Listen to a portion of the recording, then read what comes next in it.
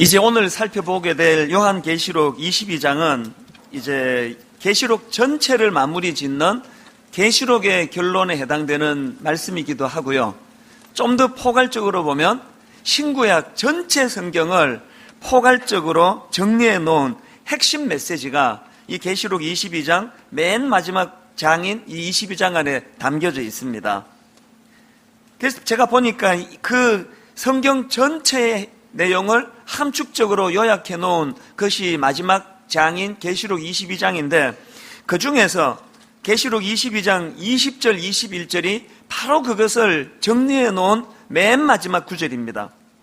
이것들을 증언하신 이가 이르시되 내가 진실로 속히 오리라 하시거늘 아멘. 주 예수여 오시옵소서. 주 예수의 은혜가 모든 자들에게 있을지어다. 아멘. 성경이 이렇게 마무리가 되는 것입니다.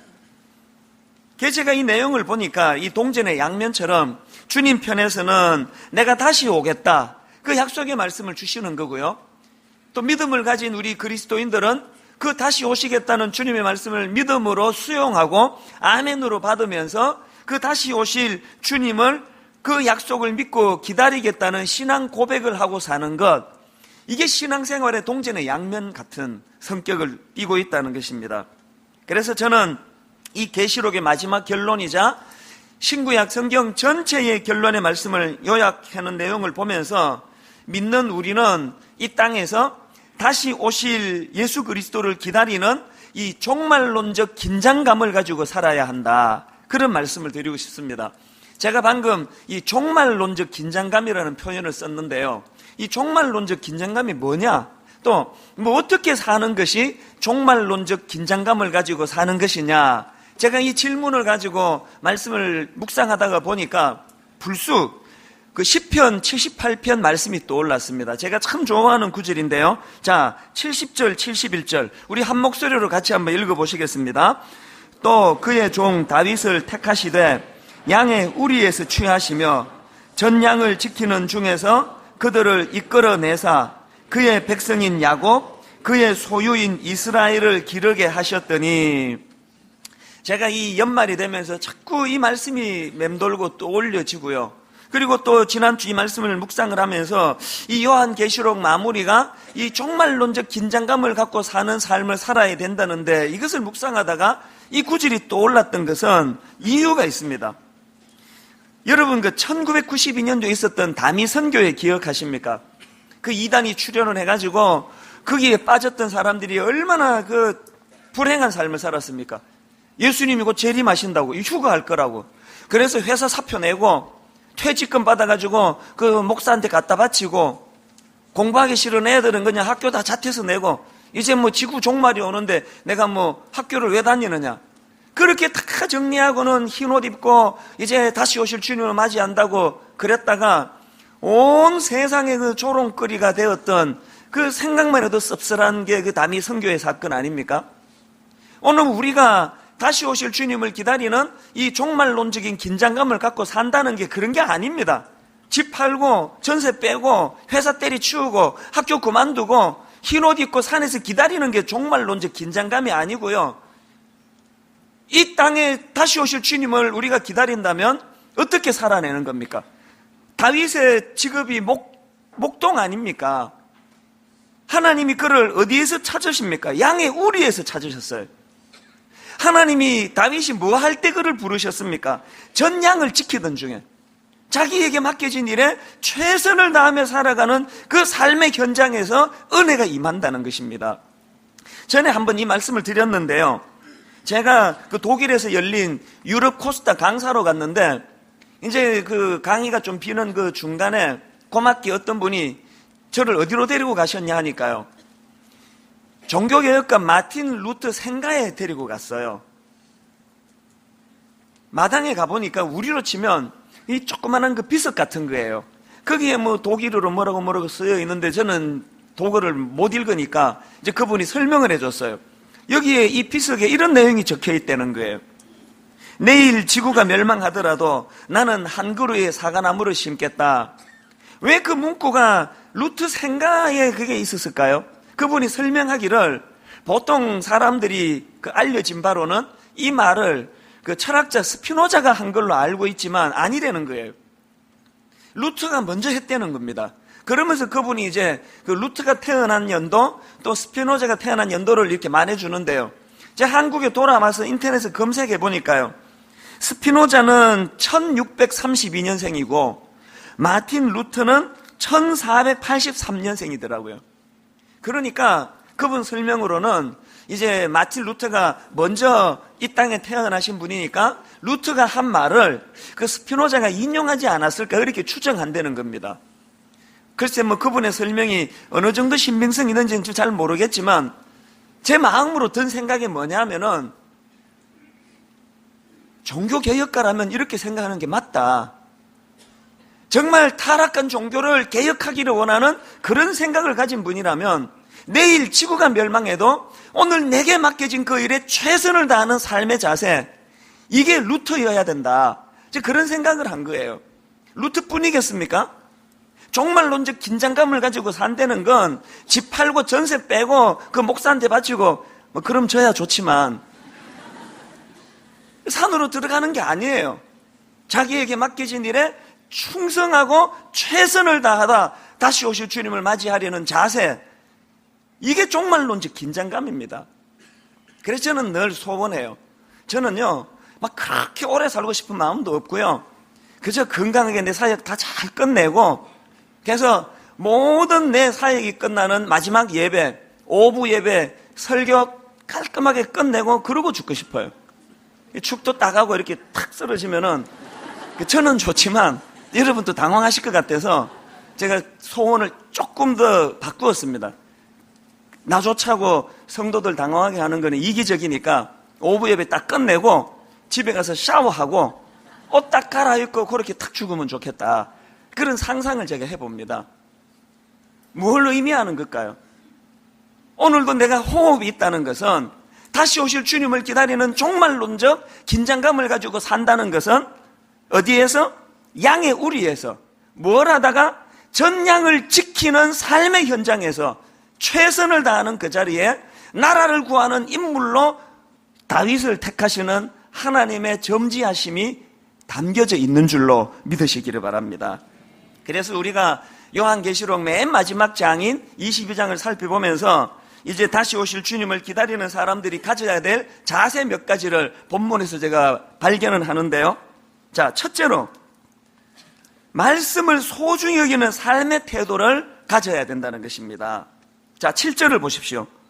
보라, 내가 속히 오리니 이 두루마리의 예언의 말씀을 지키는 자는 복이 있으리라 하더라. 최근에 나온 신간 중에서 그 본질이 이긴다, 이런 제목의 책이 있습니다. 내용도 참 좋더라고요. 근데 저는 내용도 내용이지만 그 책 제목이 너무 와닿는 거예요. 본질이 이긴다. 본질이 이긴다. 여러분, 우리 신앙의 본질 중에 본질이 뭡니까? 하나님이 우리에게 주신 이 생명의 말씀 아닙니까? 우리가 마지막 때에 이 말씀을 소중히 여기는 것, 이 말씀에 순종하는 태도. 그래서 이 7절을 다시 한번 보십시오. 예수님께서 보라, 내가 속히 오리니, 이 다시 오시마 약속하시고 바로 그 다음에 이 두루마리의 예언의 말씀을 지키는 자는 복이 있다. 뭘 말씀하시는 겁니까? 다시 오실 주님을 기다리는 사람의 자세란 것은 주신 말씀을 소중히 여기고 그 말씀에 순종하는 거예요. 18절에서도 또 강조하십니다. 내가 이 두루마리의 예언의 말씀을 듣는 모든 사람에게 정언하노니 만일 누구든지 이것들 외에 더하면 하나님이 이 두루마리에 기록된 재앙들을 그에게 더하실 것이요, 이처럼 말씀을 소중히 여기신다는 것입니다. 이제 성탄절이 다가오고 있습니다만 이 초림하신 예수 그리스도 주님이 이 땅에 오실 때 그 과정에서 인간으로서 가장 크게 쓰임을 받았던 인물이 마리아 아닙니까? 마리아는 어떻게 그런 아름다운 쓰임을 받았을까요? 그것은요, 누가복음 1장 38절에서의 그의 신앙 고백 때문이에요. 마리아가 이르되 주의 여종이오니 말씀대로 내게 이루어지이다. 이 신앙 고백이 말씀을 순종하고 소중히 여기는 마리아의 자세가 그런 귀한 쓰임을 받는 통로가 됐다는 거예요.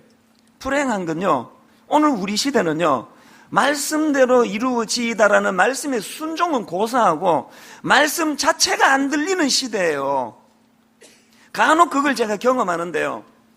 저녁에 제가 라디오를 들으면서 집으로 이렇게 차를 몰고 가면서 이제 내 볼륨 귀에 딱 맞도록 이제 소리를 조절하고 제가 차를 몰고 집으로 간단 말입니다. 그렇게 하고는 그 다음날 아침에 새벽 기도 가려고 차 시동을 걸면은, 아유, 누가 이렇게 소리를 크게 만들었지? 그럼 뭐 누가 만들었습니까? 제가 했죠. 왜 어젯밤에는 제 귀에 딱 맞는 소리였는데 그 다음날 새벽에는 왜 소리가 이렇게 시끄럽게 들릴까요? 대답은 간단해요.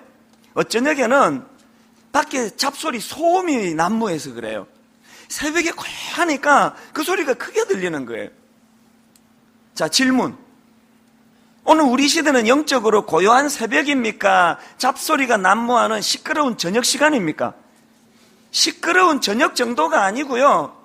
차 옆에서 누가 꽹가리 울리고 징 울리고 막 나팔 불고, 그래서 하나님 말씀에 뭐 순종하는 건 고사하고 말씀 자체가 안 들려요. 그런 맥락에서 여러분 신신당부하는데요. 여러분 너무 바쁘고 분주하신 분, 그 좋은 거 아닙니다. 분당 우리 교회가 좀 알려지고요. 또 교회가 좀 사람이 많이 모이고 하면서 그냥 이 단체 저 단체에서 요구하는 게 얼마나 많은지 몰라요. 무슨 뭐 한국을 살리는 모임에 이사가 돼달라, 뭐 지구를 구하는 모임에 이사장이 돼달라, 평신도를 위한 뭐를 해달라 엄청나게 들어와요. 공문이 뭐 쌓일 정도로 와요. 뿐만 아니라 뭐 모임도 왜 그렇게 많은지, 몇 날 며칠 아침 무슨 호텔에서 조찬 모임이 있는데 와달라, 어느 모임이 있는데 거기에 또 와달라. 너무나 죄송하지만 한 군데도 안 갑니다. 저보고 뭐 이사장 돼달라, 이사 돼달라 하나도 허락한 적이 없어요. 그 왜 죄송한 일을 제가 합니까? 제가 여기 부른다고 가고 저기 부른다고 가고 이거 하라 그래서 이사장 맡고 저거 하라고 이사 맡고 그랬으면요, 제 영은 죽습니다. 너무 분주하면 안 되는 거예요. 그래서 두문불출하면서 새벽에 일어나 하나님 앞에 말씀을 묵상해야 돼요. 여러분 다 아시지만 우리 교회가 11년 전에 30몇 명으로 시작해가지고 매년마다 4, 5천 명씩 등록하는 이 홍수 속에 제가 살았는데요. 하나님 없이 살았으면 저는 지금 탈진해가지고 벌써 죽었을 거예요. 하나도 안 피곤하잖아요. 왜 안 피곤합니까? 새벽마다 말씀 앞에 무릎을 꿇으려고 몸부림치고 애쓰고 여기저기 얼굴 더미는 일 행하지 않고 욕은 좀 먹어요. 이 목사는 이기적이라고, 지 교회만 생각한다고.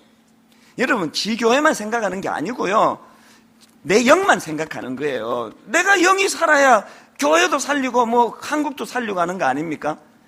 오늘 여러분들 가운데 너무 분주하신 분, 대인관계가 막 그냥 너무 현란하신 분, 사람에게는 박수 받을지 몰라도요, 영적으로 그 좋은 거 아닙니다. 대부분 다 끊으셔야 돼요. 그래서 직장, 가정, 또 교회 다락방, 최소한의 인간관계를 유지하면서 나머지 시간에 하나님 말씀을 붙들고 큐티를 펴고 큐티집을 보고 말씀을 묵상하는 그런 저와 여러분 되시기를 바랍니다. 이게 종말론적 긴장감을 가진 사람의 태도라고 주님이 말씀하시는 거예요. 그런가 하면 두 번째로 다시 오실 주님을 기다리는 사람들이 가져야 될 태도가 뭐냐? 하나님만 경배하는 삶의 태도를 가져야 된다. 여기 액센트를 잘 들으셔야 돼요. 하나님만 경배하는 삶. 하나님도 이러면 안 돼요. 하나님만. 9절을 보니까요, 그가 내게 말하기를 나는 너와 내 형제 선지자들과 또 이 두루마리의 말을 지키는 자들과 함께 된 종이니, 그 다음 보세요. 그리하지 말고 하나님께 경배하라 하더라. 이게 지금 무슨 상황인가 하면은 8절을 보시면 압니다. 이것들을 보고 들은 자는 나 요한이니 내가 듣고 볼 때에 이 일을 내게 보이던 천사의 발 앞에 경배하려고 엎드렸더니, 지금 요한이 하나님의 말씀을 대언하는 그 전달하는 그 천사들 앞에 압도가 된 거예요. 그래서 이 요한이 천사의 발 앞에 엎드려 가지고 경배하려고 하니까 천사들이 말리고 있는 상황이에요. 근데 여러분, 이 구절을 원어로 보면은요, 맨 앞부분에 어떻게 나오는가 하면 보라! 그리고 느낌표 하나 찍어주고요, 그리하지 말라! 무슨 뜻입니까? 천사들이 요한이 자기에게 경배하고 절하려고 하니까 그냥 웃으면 에이 왜 그러세요? 그러지 마세요. 이 정도가 아니고요. 화들짝 놀라면서 보라! 너 왜 그래? 그거 정신 나간 짓이야. 이런 뉘앙스예요. 이 비슷한 그 상황이 연출되는 데가 하나 더 있는데 사도행전 14장입니다. 거기 보면은요, 바울과 바나바가 루스드라라는 지역에서 복음을 전하다 바울이 하나님의 능력으로 날 때부터 그 장애를 가지고 그 걷지를 못하고 그 일어서지를 못하는 그 장애인을 고쳐줍니다. 그랬더니 평생 걷지 못하던 장애를 가졌던 사람들이 그 장면 충분히 상상할 수 있지 않습니까? 너무나 기뻐서 춤을 추며 막 뛰고 걷고 그런 일이 벌어진 거예요. 그랬더니 그 지역의 그 무지한 사람들이요, 무슨 생각을 하느냐. 자, 11절을 한번 보십시오. 무리가 바울이 한 일을 보고 이제 그 장애인을 고쳐준 그걸 말합니다. 루가오니아 방언으로 소리질러 이르되 신들이 사람의 형상으로 우리 가운데 내려오셨다 하여. 그 영화 같은 데 보면 간혹 그런 거 있지 않습니까? 그래서 이 장애인을 날 때부터 장애를 가진 이분을 고쳐주는 그 능력을 보고 이제 이 신이 강림했다. 그래서 이제 바울과 바나바에게 이제 어떤 태도를 취하나. 자, 14절 15절입니다.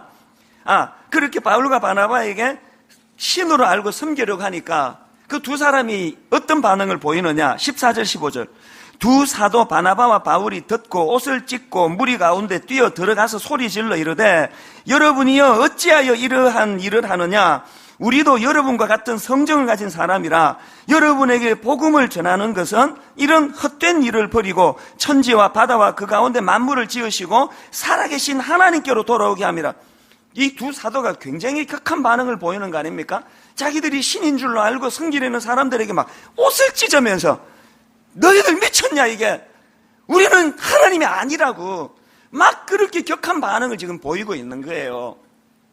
자, 여러분, 계시록 22장에서 그 천사의 반응이나 사도행전 14장의 이 두 사도 바울과 바나바의 반응이랑 왜 이런 격한 반응이 나올까요? 그 출처가요, 여러분 마가복음 6장 45절을 한번 보시겠습니까? 45절 46절입니다. 예수께서 즉시 제자들을 재촉하사 자기가 무리를 보내는 동안에 배 타고 앞서 건너편 벳세다로 가게 하시고 무리를 작별하신 후에 기도하러 산으로 가시니라.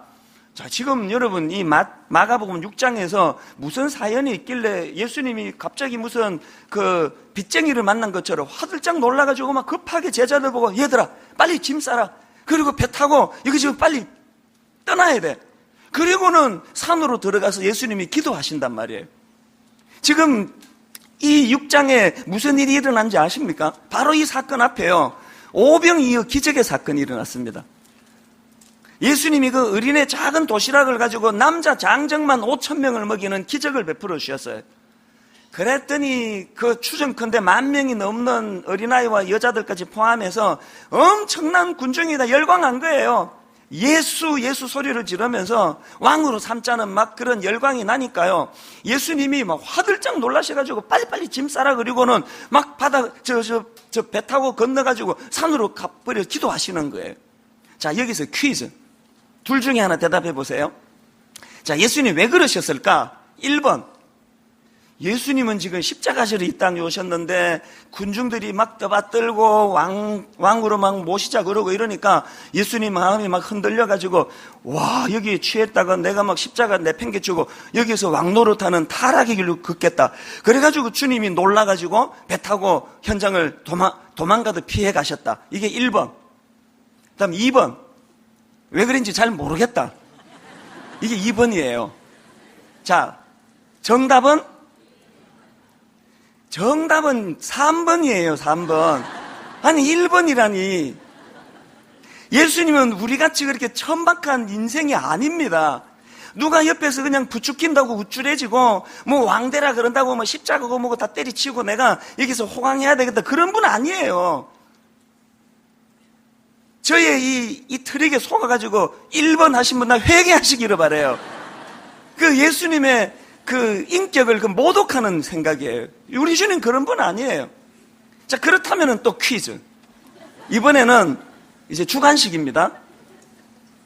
아니 예수님이 사람 옆에서 부추기고 그런다고 우쭐해지고 타락하고 십자가 때리치우고 왕노릇 하려고 하실 정도로 그렇게 천박하신 분이 아니라면, 그런데 흔들리지 않으실 거라면 뭐하러 군중들이 열광한다고 막 화들짝 놀라가지고 갑자기 그냥 배 타라 그러고 막 야반 도주하듯이 산으로 도망가셔야 됩니까? 왜 그러셔야 돼요? 흔들리지도 않으실 텐데. 제가 이걸 묵상하다가요, 너무나 중요한 답을 하나 찾았는데요. 지금 예수님은요, 제자 훈련 중이세요.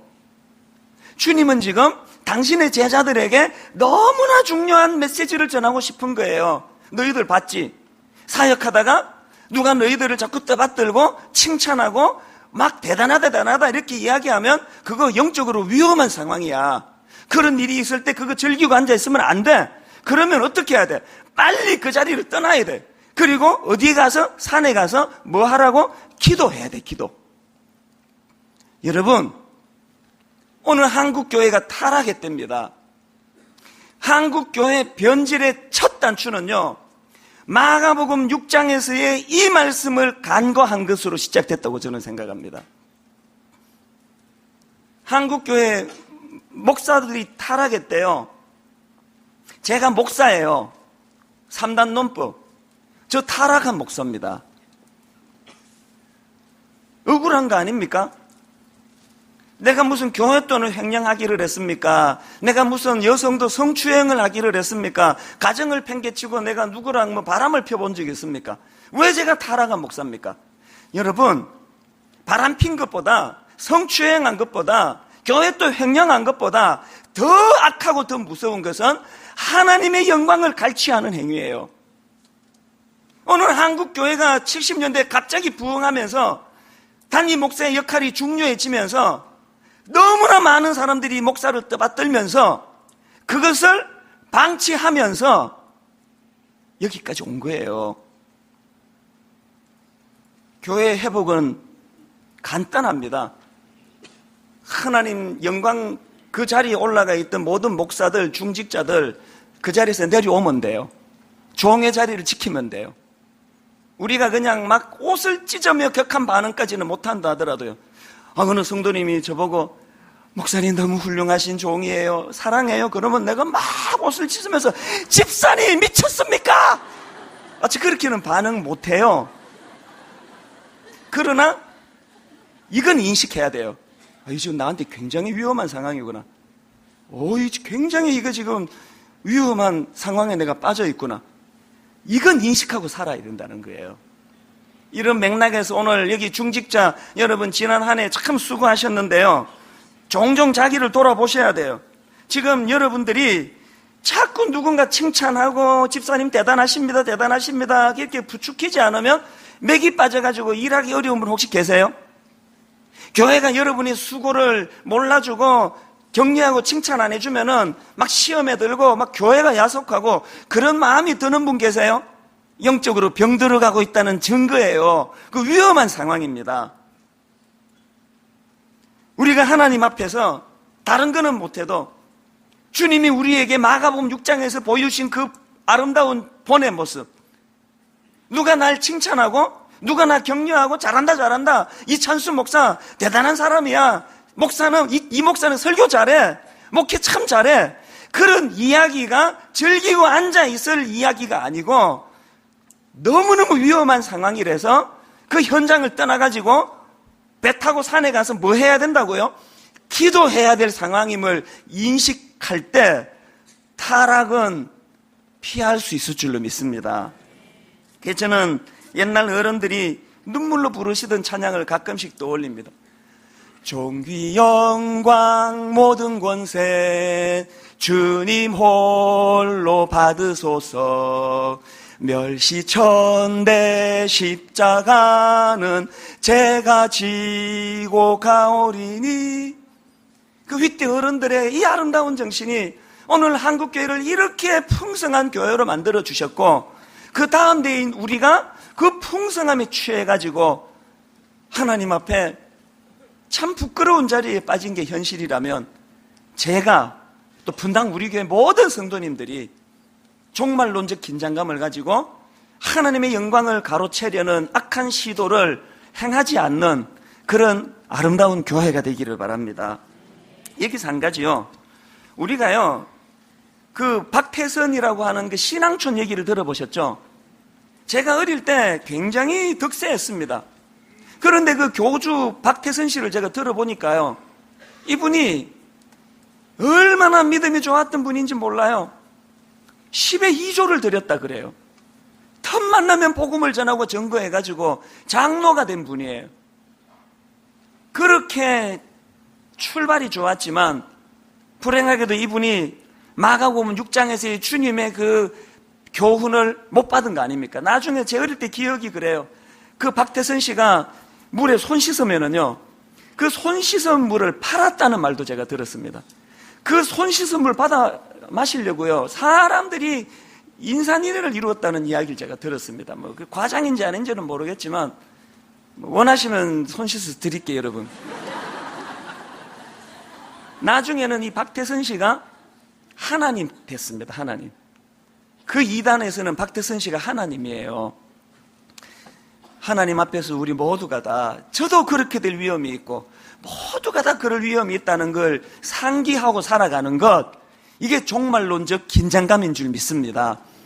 분당 우리 교회 지금 박태선 씨를 하나님으로 삼는 시도는 없는데요, 여러분 그것도 나쁘지만 더 나쁜 게 뭔지 아세요? 하나님을 하나님으로 숭배하지 않는 건 더 나쁜 거예요. 지금 분당 우리 교회 지각이요, 위험 수위를 넘어섰습니다. 전 지금 비장한 결심을 지금 앞두고 있습니다. 이제 예배 시작하고 한 10분, 15분 정도 지나면 문을 닫을 생각이에요. 욕먹을 각오하고 문을 닫을 생각이에요. 어쩌다 지각할 수 있죠. 얼마든지 인간인데 실수할 수 있죠. 그러나 그 지각이 지금 거의 자기의 삶의 한 부분처럼 돼 있다면 이거 너무나 하나님 앞에 이건 위험한 일이에요. 다음 주일부터 대호각성하고 지각 없는 교회 만드는 일에 여러분 도와주시기를 바랍니다. 마지막 세 번째로요, 주실 상을 기대하는 삶, 이게 다시 오실 주님을 기다리는 사람의 태도라는 거예요. 여러분이 주실 상급을 기대하는 삶. 그래서 12절에 보니까 주님이요, 보라 내가 속히 오리니, 이 약속을 주시고 그 다음에 보니까 내가 줄 상이 내게 있어 각 사람에게 그가 행한 대로 갚아주리라, 그런 말씀을 하세요. 로마서 2장 6절 7절에도 보니까 하나님께서 각 사람에게 그 행한 대로 보응하시되 참고 선을 행하여 영광과 존귀와 썩지 아니함을 구하는 자에게는 영생으로 하시고, 우리가 오해하는 게 뭐냐 하면 주님의 십자가로 구원을 자격 없는 자에게 공짜로 주신 걸, 그걸 오해해가지고요, 아무런 행위의 노력을 안 하는 분들이 계세요. 그 이단입니다. 하나님 구원, 공짜로 십자가 은혜로 구원해 주신 그 은혜 생각해서 우리는 우리에게 주어진 삶에 최선을 다해야 돼요. 그렇게 살아가는 사람들에게 하나님께서는 상 주심으로 갚아주신다는 겁니다. 전에 한번 말씀드렸지만요, 저희 아버지 목사로서는 인간적으로는 참 불행한 분 아닙니까? 교회를 사랑해서 40일 금식기도를 작정하셨다가 14일 만에 돌아가셔서 교회가 불같이 일어나는 것은 고사하고 참 그렇게 슬프게 돌아가신 분이에요. 그게 자식으로서 늘 마음이 아파요. 근데 언젠가 오래전에 예술의 전당인가 세종문화회관에 가서 제가 그 공연을 보다가 얼마나 많이 울은 적이 있습니다. 모든 공연이 다 끝나고 출연진들이 그 수고한 무게만큼 박수를 받더라고요. 여주인공, 남자 주인공 우레와 같은 박수를 받는데 저는 그때 환상을 봤어요. 내 인생이 끝나는 날 객석에 앉아 계시는 예수 그리스도, 잘했다, 착하고 충성된 종아, 네가 애써서 너희 가정이 그만큼 잘 유지될 수 있었다. 저 확신합니다. 제 육신의 아버지를 향한 우리 하늘 아버지의 상주심이 풍성하게 넘쳤으리라고 저는 믿습니다.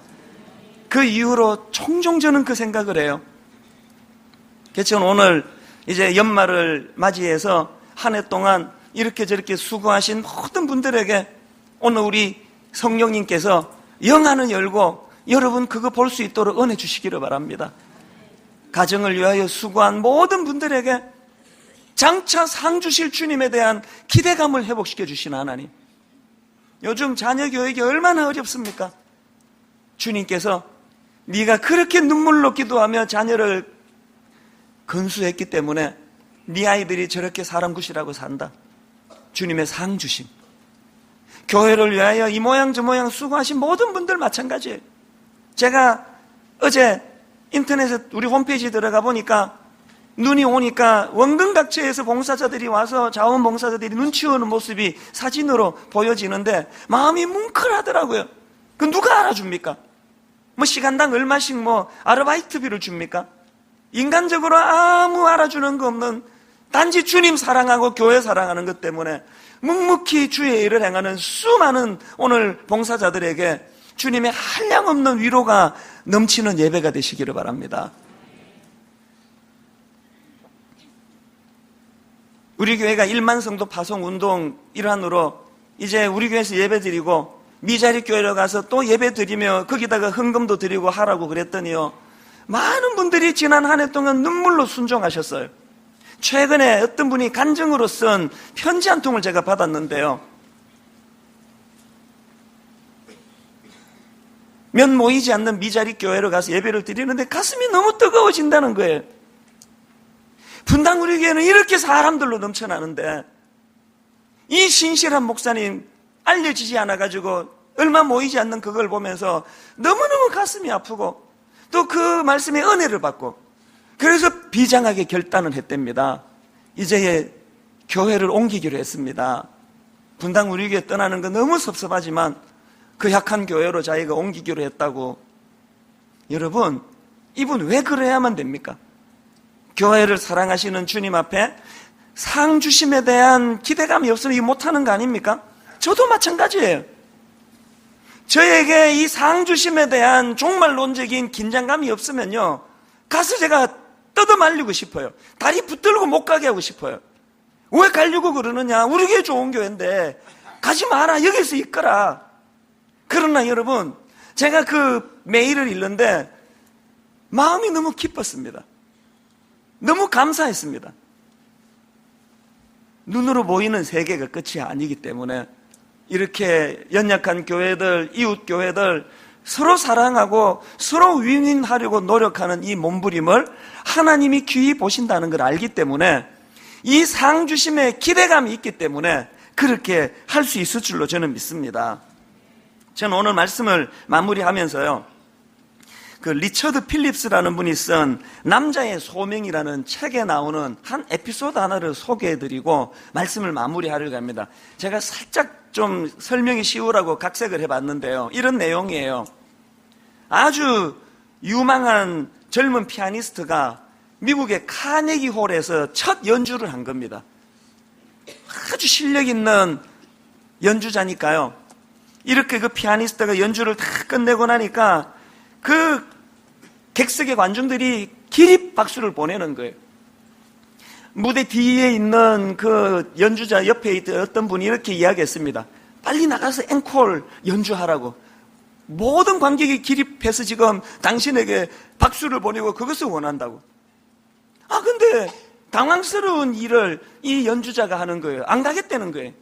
앙콜 공연 안 하겠다는 거예요. 아니 왜 그러냐고. 모든 사람이 지금 다 그걸 원하고 있는데 왜 안 하고 저 기립박수 치는 관중이 보이지 않느냐. 그랬더니 이 젊은 연주자가 이렇게 말했습니다. 저 왼쪽 발코니에 노인 한 분이 보이십니까? 저분이 자리에서 일어나 앙콜을 외치기 전에는 저는 응할 수 없습니다. 옆에 분이 이렇게 이야기했습니다. 아니 지금 저 한 분 말고 다 일어났는데 이게 말이나 되느냐고. 이 연주자가 이렇게 응수했습니다.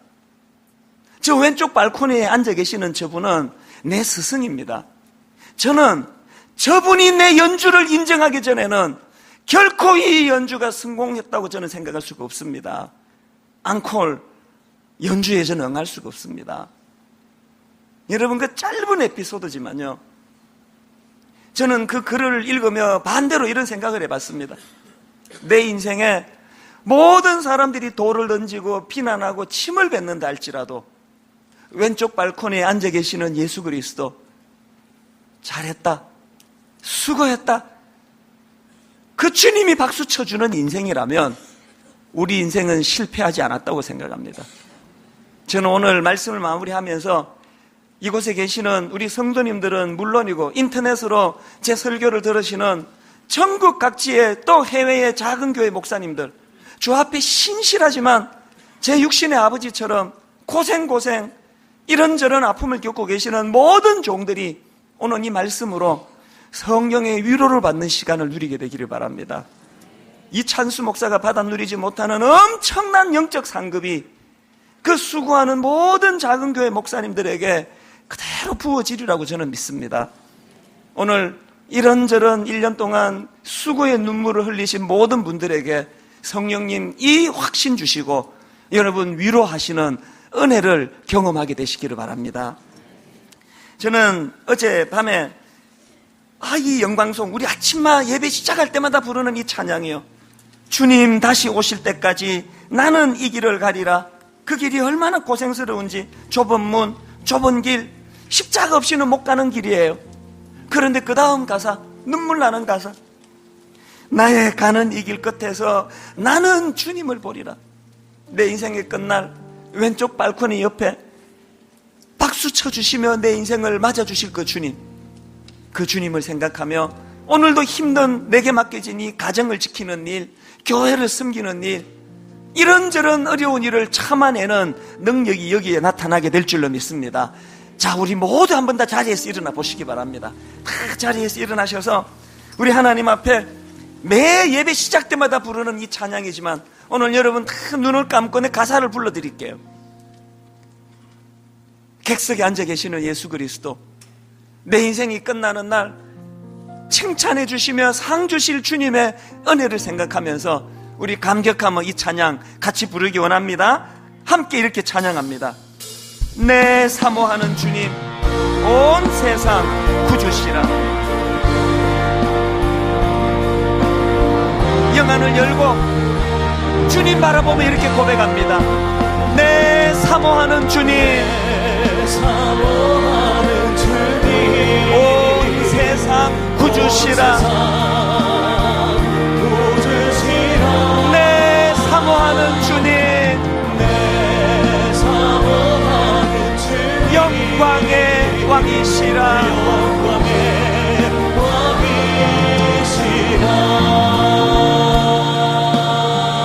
왕이시라. 주님 다시 오실 때까지, 주님 다시 오실 때까지 나는 이 길을 가리라.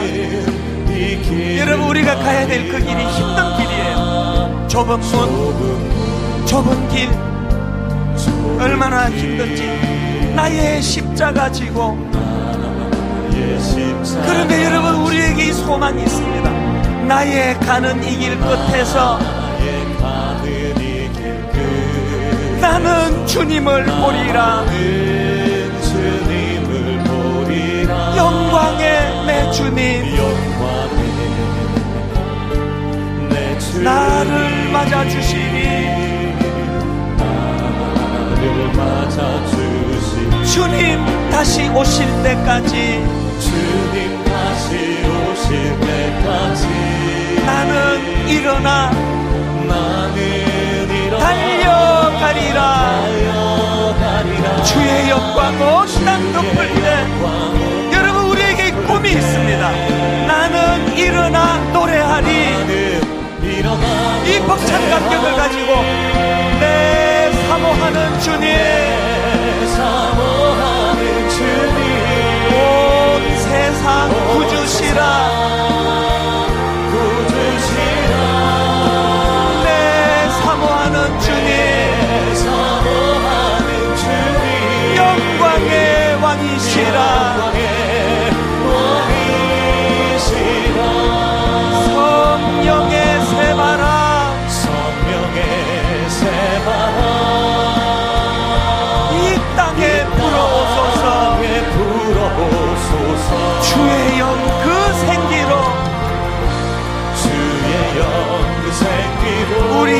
다시 살리사 우리를 다시 살리사 이 땅에 하나님 영광 거하네 하나님 영광 그런 교회가 되게 하소서. 그런 교회가 되게 하소서 열방에 하나님 영광 비추는 하나님 영광 비추는 그런 교회가 되게 하소서. 교회가 되게 하소서 성령의 새바라 성령의 새바람 이 땅에 불어오소서.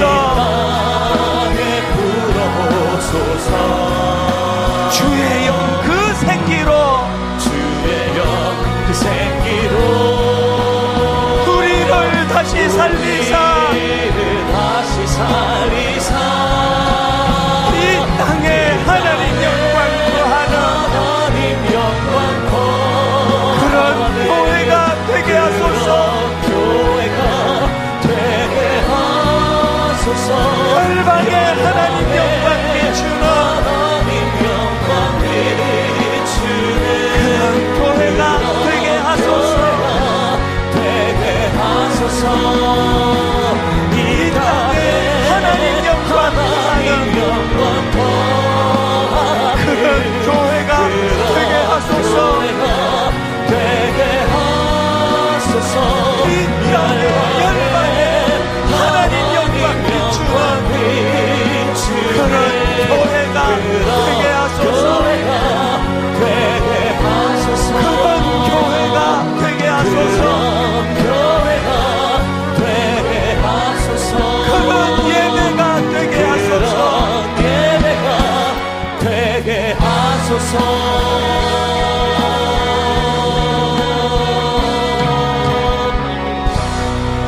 오늘 말씀 생각하시면서 우리 상하고 아프고 좁은 길 가는 과정에서 찢겨진 마음들이 주님 앞에 다 치료가 돼야 됩니다. 하나님, 지난 한 해 하느라고 애썼는데 손에 잡히는 게 없습니다.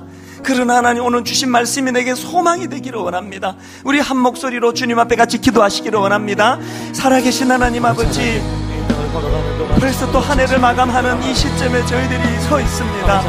하나님 아버지, 불충하고 하나님의 흥망을 가로채려고 끊임없이 시도하는 악한 저를 불쌍히 보시고, 아버지 하나님, 그럼에도 귀히 여겨주시는 그 은혜 생각하며 주님 앞에 감사를 드립니다.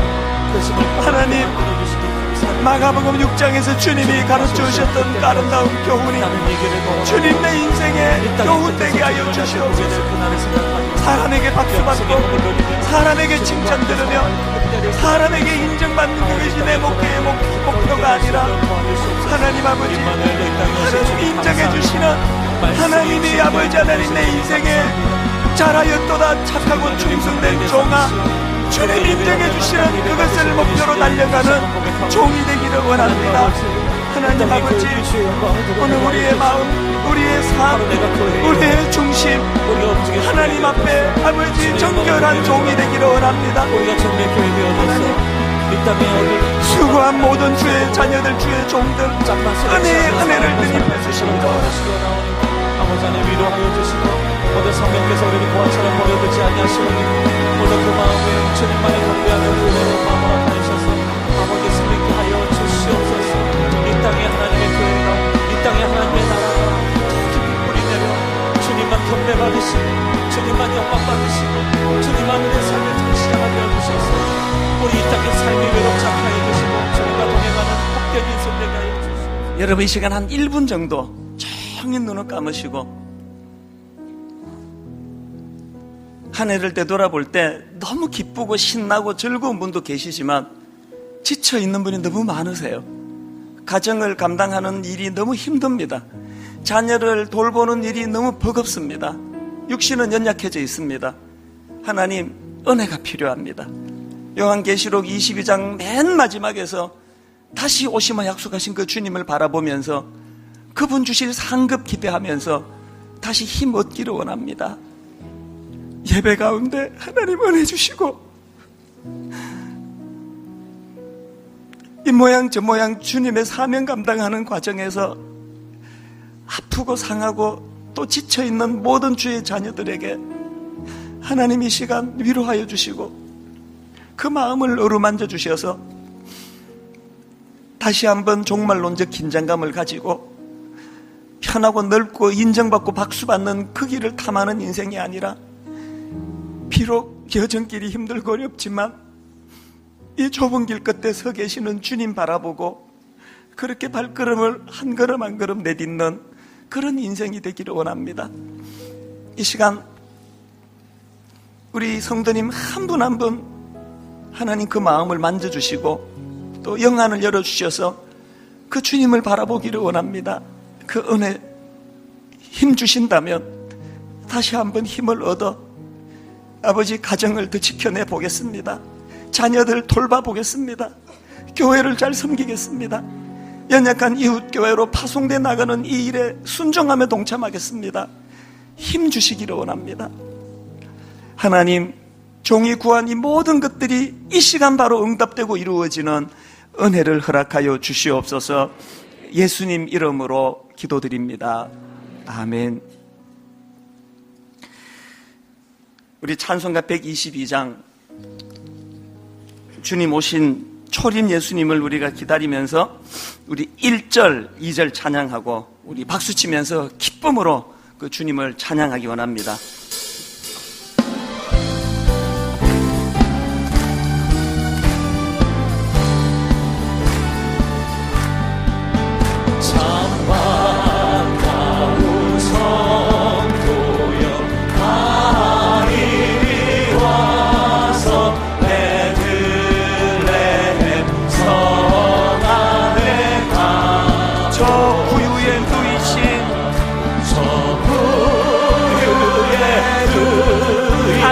보고 주님만 경배합니다. 엎드려 절하세,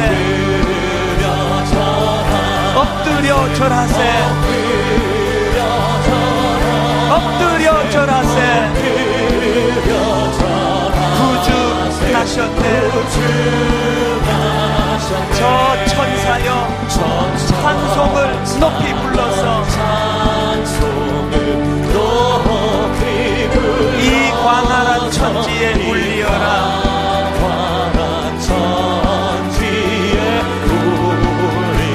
주 하나님 앞에 늘 영광을 돌려